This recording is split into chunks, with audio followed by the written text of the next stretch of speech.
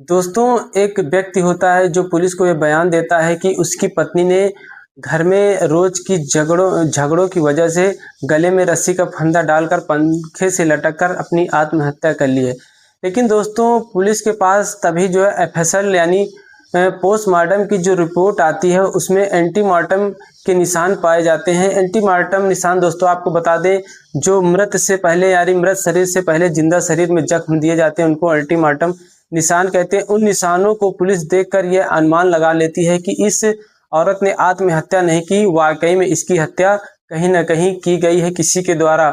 और दोस्तों, एक आपको हम बात बता दें कि उस औरत की 4 साल की एक बच्ची भी होती है। वह बच्ची कॉपी पेन से एक ऐसी तस्वीर बनाती है जो लोग देखते हैं तो देखकर ये अचंभित हो जाते हैं कि जहाँ पर 4 वर्ष की बच्ची सही से खेल कूद नहीं पाती, बोल नहीं पाती, वहां पर इस 4 वर्ष की बच्ची ने एक ऐसी तस्वीर बनाई जिसमें माँ की तस्वीर होती है और तीसरा हाथ जो उसके गले में होता है। जब उस बच्ची से यह सब कुछ पूछा जाता है, वह बच्ची जिस प्रकार इस कहानी को बयां करती है, वाकई में सब लोग सुनकर अचंभित हो जाते हैं। नमस्कार दोस्तों, कहानी की यात्रा 25 चैनल में आप सभी लोगों का स्वागत है। आज हम दोस्तों आपको जो कहानी सुनाने जा रहे हैं, यह कहानी दोस्तों झांसी के रहने वाले संदीप बुधौलिया की है। संदीप बुधौलिया की दोस्तों शादी नहीं हो रही होती है। शादी कहें तो दोस्तों ये एक मेडिकल स्टोर में यानी काम करते थे। उस मेडिकल स्टोर में अच्छे खासे पद पे होते हैं, बड़ा मेडिकल स्टोर होता है, इनकी तनख्वाह भी अच्छी होती है। इस एवज में इनके माँ बाप भी ये सोचते हैं कि मेरे बेटे की शादी कहीं ना कहीं बड़े घराने में हो, जहाँ पर मोटा दहेज मिले, गाड़ी मिले, कार मिले। इस वजह से इनके माँ बाप लगातार निरंतर कई रिश्ते देखते रहते हैं, लेकिन जो है कहीं भी इनको रिश्ता कहीं से ठीक नहीं होता, क्योंकि कहीं पर अगर लड़की ठीक होती तो इतनी दहेज में मांग रखते थे जिससे माँ बाप विवश होकर जो है ना कर देते। इस वजह से कहीं न कहीं कुछ नाते रिश्तेदारों को एक दूसरे से खबर मिलती है। लोग एक दूसरे से दोस्तों जिक्र करने लगते हैं कि वहां पर एक लड़का तो है, वो शादी तो करना चाहते हैं, पैसे वाले अच्छी खासी लड़के की तनख्वाह है। लेकिन समस्या इस बात की है कि वो जो लड़के वाले हैं वो काफी मोटी रकम मांग रहे हैं, जिस वजह से मेरे बस के तो है नहीं रिश्ता। अगर आप लोग इस रिश्ते को कर सके तो आप करिए। तो जो है दोस्तों आपको बता दें, एक लड़की होती है जिसका नाम सोनाली होती है। ये मध्य प्रदेश के टीकमगढ़ जिले के रहने वाले होते हैं। इनके माँ बाप तक यानी सोनाली के माँ बाप तक जब ये रिश्ते की खबर पहुंचती है, भनक पहुंचती है, तो वह भी ये सोचते हैं, कहीं ना कहीं उनको भी लड़के की तलाश होती है, तो वो भी सोचते कहीं ना कहीं देखते अगर अच्छा परिवार होगा, अच्छा कमाने वाला होगा रिश्ता, तो चलो इस रिश्ते को हम पता करते हैं। तो जिसके द्वारा एक खबर पहुंची हुई होती है उसके साथ वे झांसी संदीप बुधौलिया के घर आते हैं और घर पर आने के बाद सारी बातचीत करते हैं।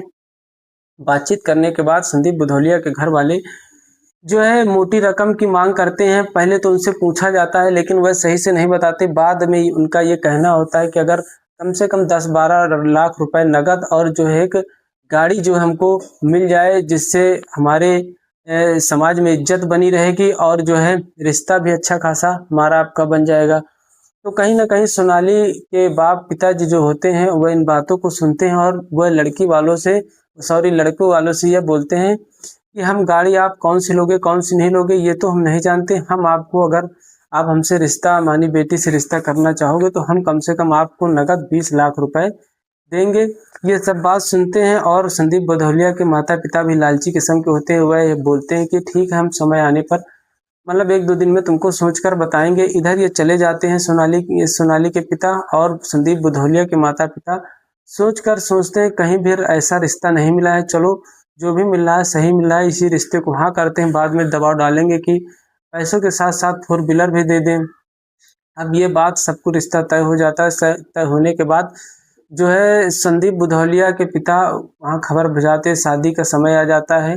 बाद में उससे जो है 4 व्हीलर की मांग करते हैं, तो वह लोग करीब 12 लाख दहेज देना चाहते थे। जब उन्होंने इस बात को सुना तो गाड़ी ना देकर उन्होंने 20 लाख रुपए नगद देने की जैसी पहले बात कही थी, उन्होंने वैसा ही किया। उनकी इच्छा थी कि शायद हम 12 लाख रुपए दे दे कोई गाड़ी, लेकिन उन्होंने ये सोचा कि हम 20 लाख रुपए दे देंगे और जो कुछ कम होगा अपना मिला के एक हमारे दामाद गाड़ी ले लेंगे। उसके बाद शादी हो जाती, सब कुछ अच्छा चलता है। शादी होने के बाद जो है 3 से 4 महीने 5 महीने जब लोगों को सब सामान मिल जाता है फिर भी उनकी जो है, जो संदीप बुधौलिया के माता पिता घर वाले होते हैं लालची किस्म के होते हैं, ये सोनाली को लगातार प्रताड़ित करना शुरू कर देते हैं, क्योंकि उनको दहेज में 4 व्हीलर कार नहीं मिली थी। इस वजह से वो आए दिन सोनाली को इसी बात का ताना मारते और परेशान करते। धीरे धीरे करके साल 2019 में संदीप बुधौलिया की जो है शादी होती है सोनाली से। उसके बाद 2-3 साल बाद जो है इनको एक बेटी होती है। कुछ समय बाद एक बेटी होती है जिसकी उम्र इस समय तकरीबन 4 वर्ष की होती है। उसके बाद जो है दोस्तों, इनके रिश्ते में कहीं ना कहीं आपस में खटास होता था और उस लड़की को बराबर संदीप बुधौलिया प्रेम नहीं करता था।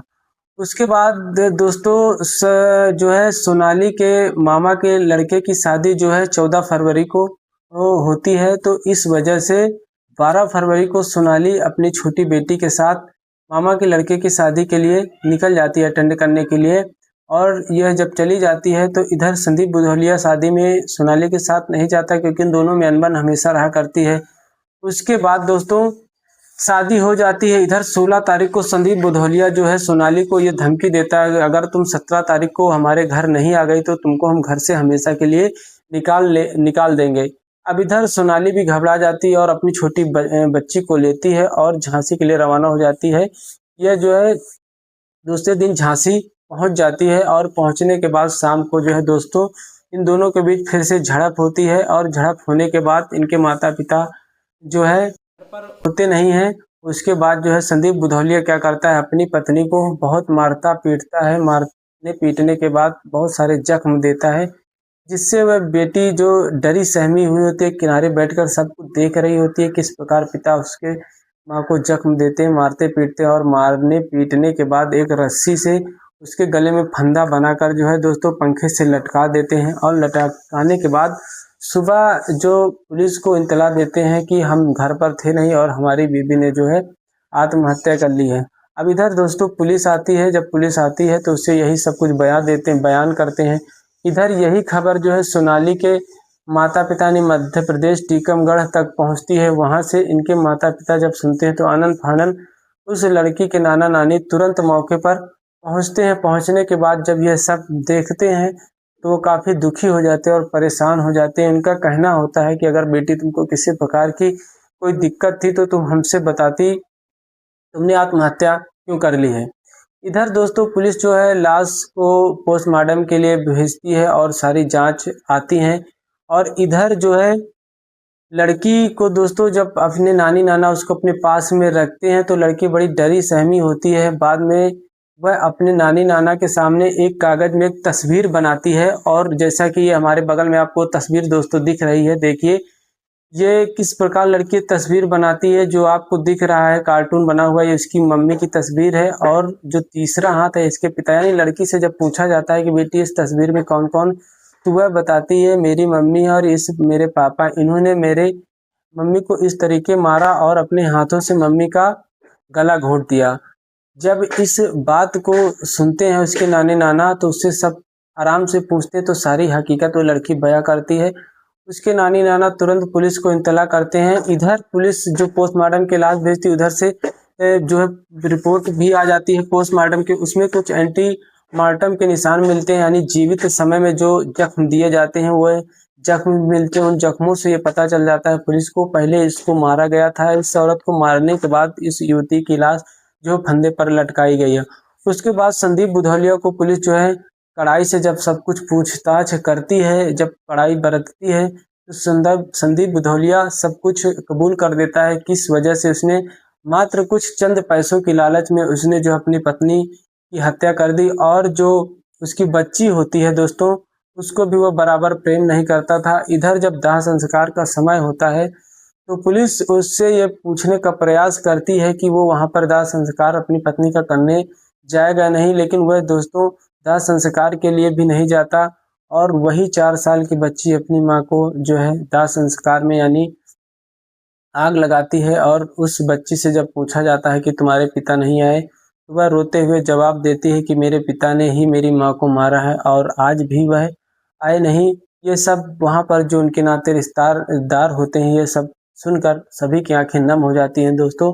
मात्र कुछ चंद पैसों के लिए जिस प्रकार संदीप बुधौलिया ने अपनी पत्नी सोनालिका की हत्या की, ये महज सिर्फ कहें तो उनके परिवार और जिस प्रकार की जानकारी मिली है, महज उन्होंने 4 व्हीलर के लिए आए दिन उसको प्रताड़ित किया और उसकी अंत में जान ले ली।